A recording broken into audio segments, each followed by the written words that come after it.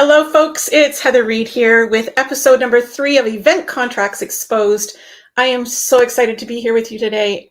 My pronouns are she, her, and I am a 60-year-old white female sitting in my home office with wall-to-wall bookcases behind me. I'm wearing a navy blue blouse, have ash-colored hair, and I'm wearing red glasses. So today we're here to discuss the truth about hidden fees.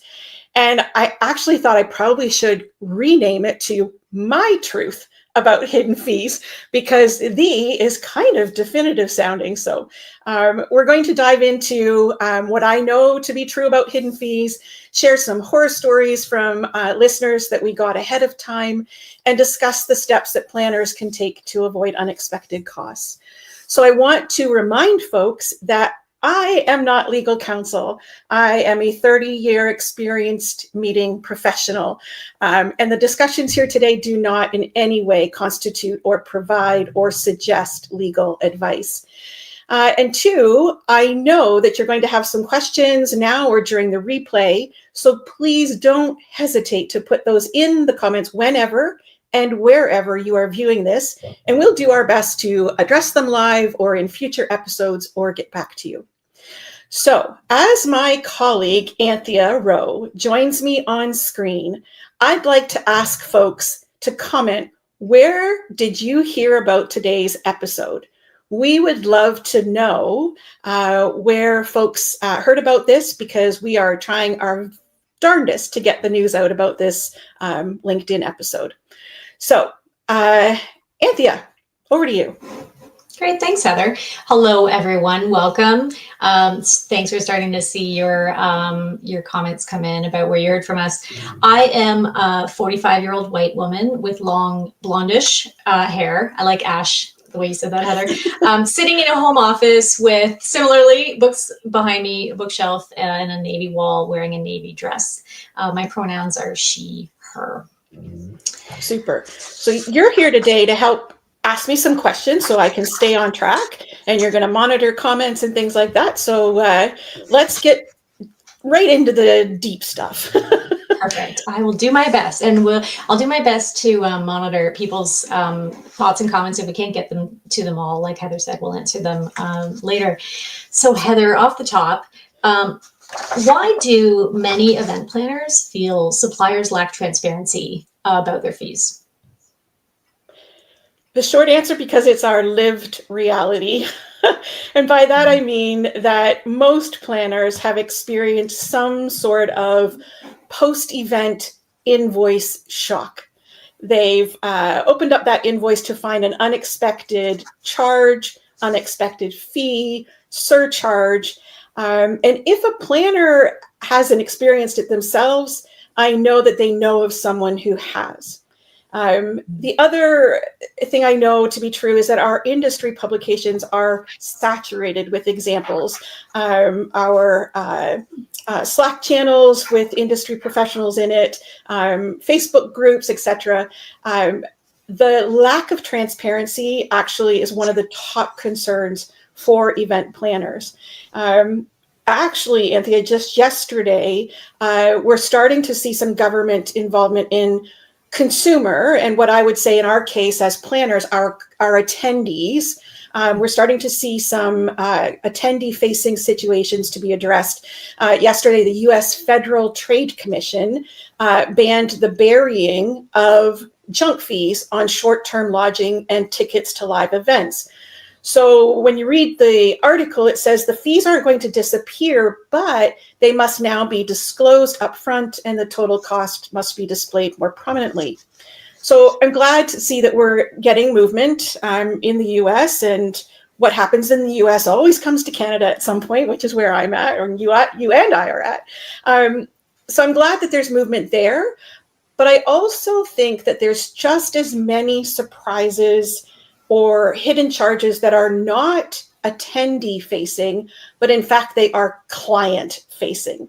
So in other words, the planner is seeing the additional fees, the additional penalties or surcharges. It's not the ones that are going to the attendee for their guest room. They're ones that are coming to the planner or to the client for the event itself. So. Okay. Yeah, and so that was the Federal Trade Commission in the U.S. And yeah, like you said, Canada will follow presumably, and then also from the consumer side to hopefully the client side, the event planners, event hosts. And for those people listening to the replay, we're recording this on December 18th, 2024. So then that banning by the FTC was December 17th. Good point. Got it. Okay. And yeah, was it Julius Solaris in his popular newsletter who said lack of transparency around fees was one of the top issues. Yes. Okay, so like, is it a conspiracy? Are hidden fees by venues and suppliers, like, is it their way of trying to trick us out of, or trick planners out of their precious budgets? Like, tell me a bit about. So hidden fees to me implies intentional concealment. It's maybe even suggests dishonesty, which to me is a deceptive practice. And I've never been on the supplier partner side of this industry. So I don't know what the rationale is, but I absolutely don't believe it is to trick us. I don't believe, and I don't want to believe, that it is to be deceptive in their practices. However, the term hidden fees does carry a negative connotation. And for us as planners, it doesn't lend itself to building trust or to being able to make informed decisions. So, as I said, I personally, and some would say probably naively, don't believe that supplier partners are out there to try and trick and deceive us. I actually believe that it is our responsibility as planners to suss out every possible financial impact to our events and our budgets. And it's one of our core responsibilities. We need to acknowledge that these things exist, and we need to work extremely hard to reveal them each and every time we encounter both a contract negotiation and a post-event invoice. So we can't just stomp our feet and say that suppliers are being mean.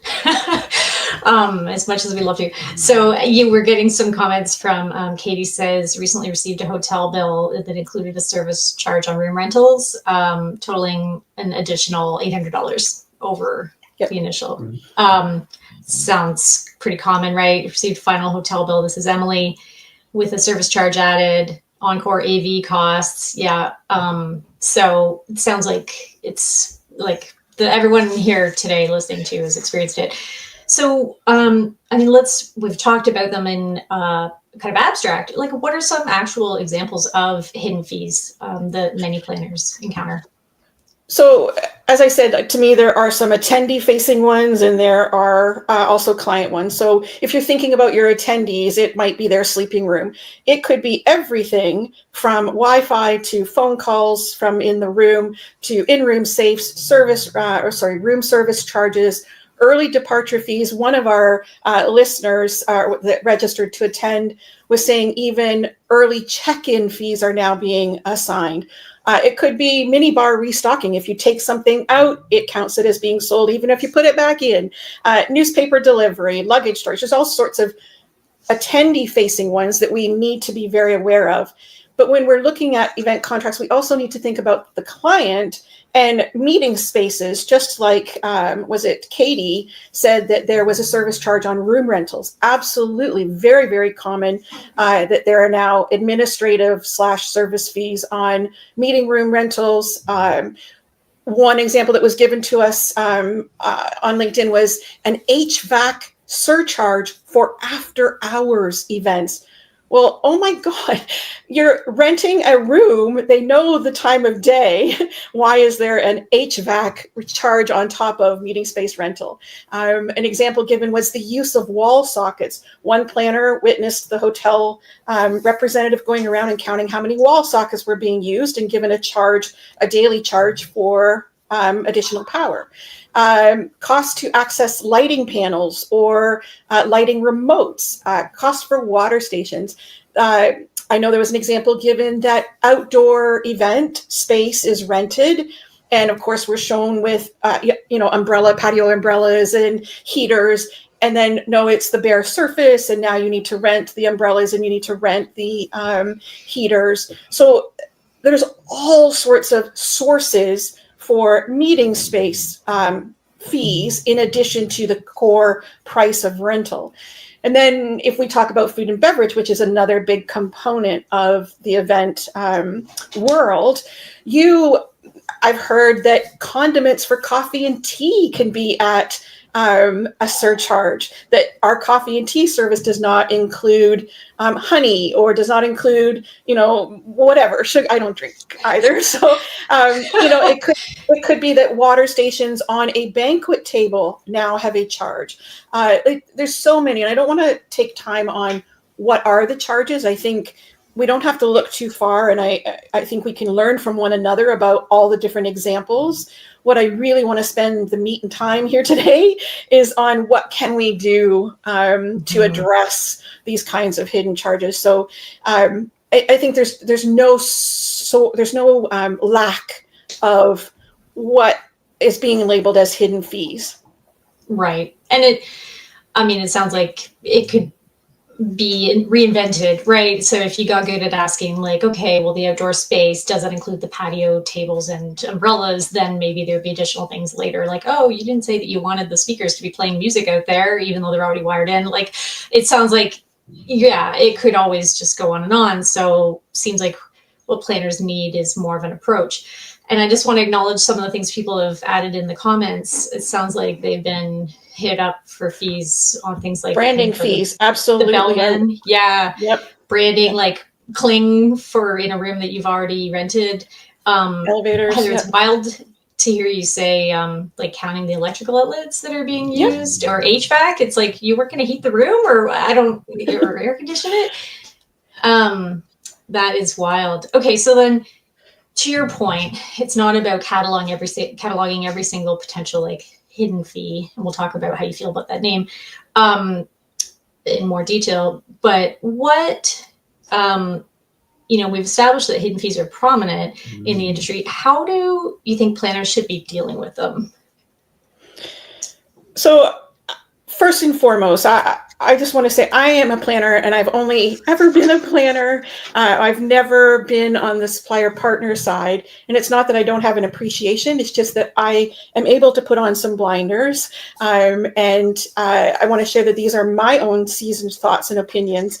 And maybe after 30 years, we can, if I can help inform someone's practice, that's great. So the first thing I would love to see planners do in dealing with hidden fees is to abolish or ban the term hidden fees from our industry's vernacular.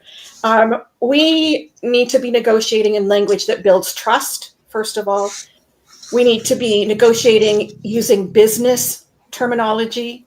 We need to allow ourselves to be making informed decisions and really going after what does an informed decision include. That includes pricing. And it helps us reduce unnecessary and uncomfortable disputes later in the event continuum. So it's fair enough to say, well, okay, get rid of the word hidden fees, because that fosters just exactly what you asked me about, a lack of transparency or a conspiracy. No, let's use defined fees when we're talking proactively at our RFP stage, at our site selection stage, in our contracts. And then we also want to be using terminology like undisclosed fees. So this is, I want to kind of take that apart for you. So defined fees, so DEFINED, just in case I'm not clear, defined fees to me include supplementary fees, surcharges, penalties. They're fees that are created, or charges that are created to augment the supplier partner's revenue, to supplement. We know that we've all been to hell and back with COVID, as were they. They're trying to find creative ways to acquire revenue. And so defined fees, though, acknowledges that these fees exist, and they're not, quote, hidden. So to me, I like the term defined fees, and I'll get into that more. And then undisclosed fees actually means not announced or kept private. And so when we are contracting for events, we want to say we've done our homework and our very, very best to uncover fees, etc. Then we also want to address the fact that we may not have been told about all of the defined fees, and so they become undisclosed fees. And there's actually legal language that can go along with no undisclosed fees. So we'll get to that. So just so you understand the terminology that, so when we're at the RFP stage of sourcing venues and suppliers, we as planners should be seeking to uncover as many defined fees that exist as possible. So we covered sleeping room rates include, and you should have your own laundry list of everything that you've heard that a sleeping room rate might also be charged in addition to the sleeping room rate.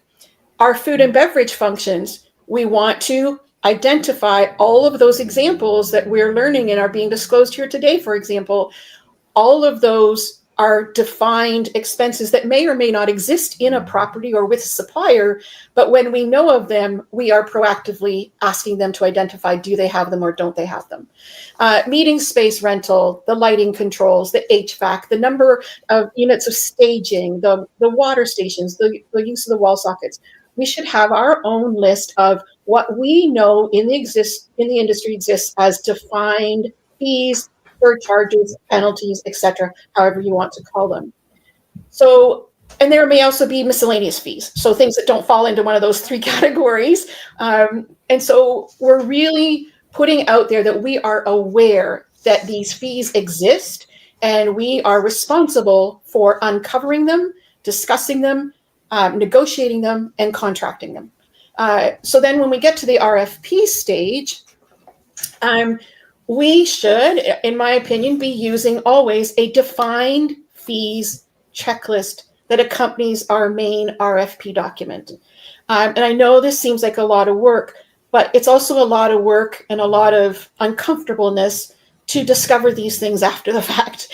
So clients should indicate clearly that RFP responses from supplier partners are not considered complete if the defined fees document has not been completed. That to me would be a bold step forward, is saying that, your piece of business may not, you may not win the piece of business if there isn't the transparency that is deserved. When you're shortlisting your potential supplier partners, so these might be site visits, they might be exploratory conversations, that defined fees document that you've created should be reviewed and updated in collaboration with the supplier partner. And then you can negotiate to the best of your ability. And I'm going to say in proportion to the value of the piece of business that you are representing. It's not something we should expect everything if we're, a small piece of business. There may be some that are completely irrelevant, but really for honing in on what might be applicable. And then where my zone of experience in contracts is really, there's several things. One, every single word of a contract needs to be read and reread and reread in silence, out loud, whichever way that you read things, because the contracts are worded with very ambiguous wording. It might be, there may be a charge, at additional charge. It may be ambiguous wording that kind of skirts around the fact that there might be something else besides. Common sense might also tell you that, okay, they haven't laid out anything regarding sleeping rooms. All right, common sense and good practice, I know that there are fees that are going to come along with those. So at the contract stage, we should be using that document, but we should also be really looking for any opportunity in the wording that suggests that there would be additional charges. So that's one point I'd really like to make. Second, in our certification program, I teach what is the difference between an attachment, an amendment, an exhibit to a contract. and I want to focus on an exhibit to a contract. And this is a document that is attached to the contract that's viewed as sample documents. So they're documents that the parties intend to execute or deliver at some point in the future. And it could be that as planners, we require that the defined fees document is attached as an exhibit to the contract. Or if we, I know there are some properties that will disclose their pricing list. I've been fortunate to work with some of them. That pricing list, even if it's 2024 price list, is still attached to the contract as a benchmark, as a point of reference for future year business. So that's another way of documenting and including, is to ask and require for an exhibit to be attached to the main document. And a point of note there, if an attachment is, like if your exhibit is included, make sure you reference it in the body of the contract that exhibit A has been included. So making sure that they're always attached and connected. So, and then, okay, so I have one. So I know this is a long answer, but this is really sure, yeah, and really where. So we'd say we've done our very, very best, and we've tried to uncover as much as we can.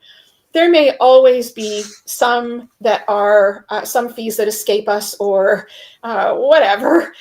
We want to look at including language in our contract that talks about no undisclosed fees.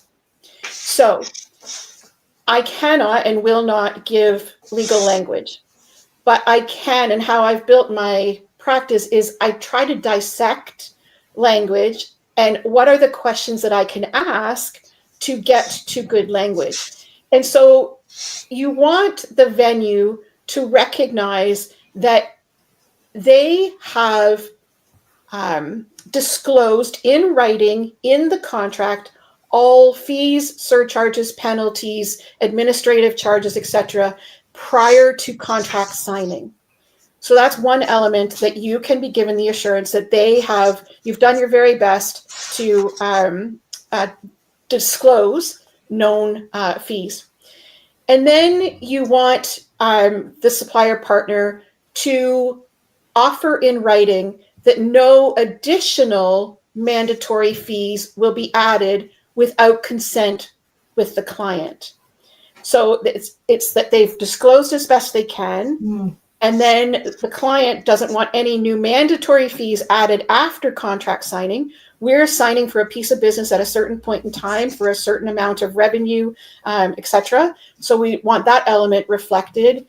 And then we also want to reinforce that if there are any undisclosed fees identified after the contract is executed, that they will be invalid and the client is not responsible for payment of such fees. So it's kind of a threefold approach to that one clause, if you will. But I think what I really want planners to know is that show that you know that you can ask for this language.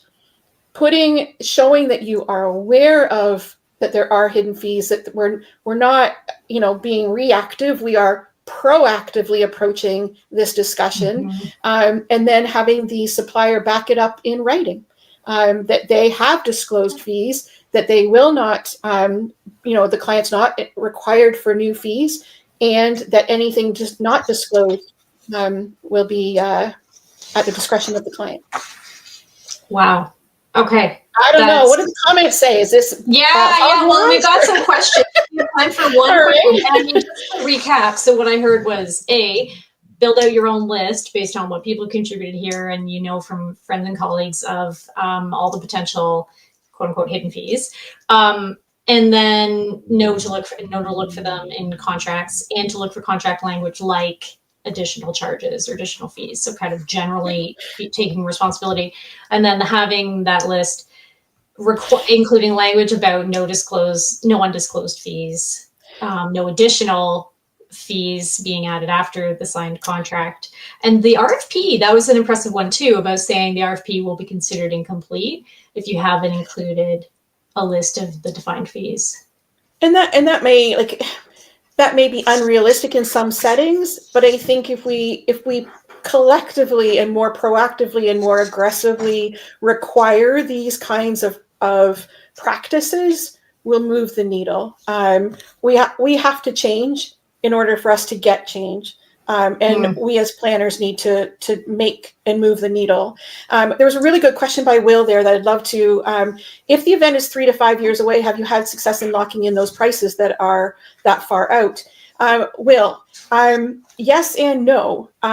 So success in attaching a current year price list and using that as the benchmark for future years, so that success in saying that it may be a percentage increase per year in some of those pricing things that might help. The other thing is that asking that at a certain point, so I know when I was actively planning, the journey started 18 months out for an association conference, but we really honed in on that budget, that 9, 10, 11 months out, and maybe building in an opportunity at that point. I'm just going to use a quick example. If your event is on December 31st of a calendar year, then maybe you ask and contract that as of March 1st, 2025, okay, let's use next year, that those price lists are disclosed and that you as the client are held to that pricing. So it won't give you exactly what you're looking for, locked in, but I would say that, I use the example of food and beverage. We know how dramatically that has changed, and you'd find it really hard for a supplier partner to agree to locked in pricing. But what you can do, and to help manage the budget, would be to build in a date and time at which you agree the supplier partner offers you the pricing. And it's not, I've seen some that say that, the pricing as of the BEO. Well, folks, that's 30 days out, sometimes 3 weeks out. That's not going to have a good impact on your budget. So maybe that a little gold nugget in there for you, Will. I don't know. So I hope. Great. So thanks, coming to the top of the hour, crap. yeah. We want to be able to send people away on time. So a quick answer, Heather, to an important question. You mentioned your certification earlier in our conversation. So, I'm assuming there are a ton of other undisclosed fees that the people here today and people watching the replay will be concerned about or want to know about. How can planners who want to avoid undisclosed fees, what can they do? What more can they do? Well, okay. First is, or how can they work with you? That's not my initial reaction. My first, take it upon yourself to become a champion of not falling victim to any more undisclosed fees. And one of the ways is, here's just a simple thing. Go back and re-listen to this recording and review the LinkedIn comments that are here. There's been some fantastic examples, and you can build your own disclosed or defined fee checklist and use that in every negotiation. You can build that checklist really robustly by paying attention to posts of your peers in the Slack channels, etc. Every time a new one pops up, pop it into your own document. And then I will say, if you don't have the bandwidth, if you don't have the capacity, or actually the interest in forensically, and that's the key word, forensically digging into event contracts, I'd love to have a discussion with you, because it's my total jam. And we do offer a certification program that will, we hope, become the #1 resource to help planners achieve strategic and effective and forensically negotiated event contracts. So it's heather@plannerprotect.ca. Pretty simple.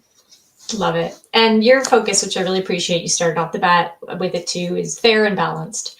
So It's not about either side getting more for themselves than they deserve. It's about fair and balanced. Great. Well, I want to be respectful of people's time. Thank you, Heather. I'll Thank hand it back to you to wrap up. Awesome. So thanks for being here with me, and thank you for keeping me on track. And I really appreciate that. And I'm so proud to have you on my team. Our next episode is Wednesday, January 15th at 2:30 p.m. Eastern. And the topic next month is case studies in force majeure. So if you thought it was relevant only to hurricanes and global pandemics, think again.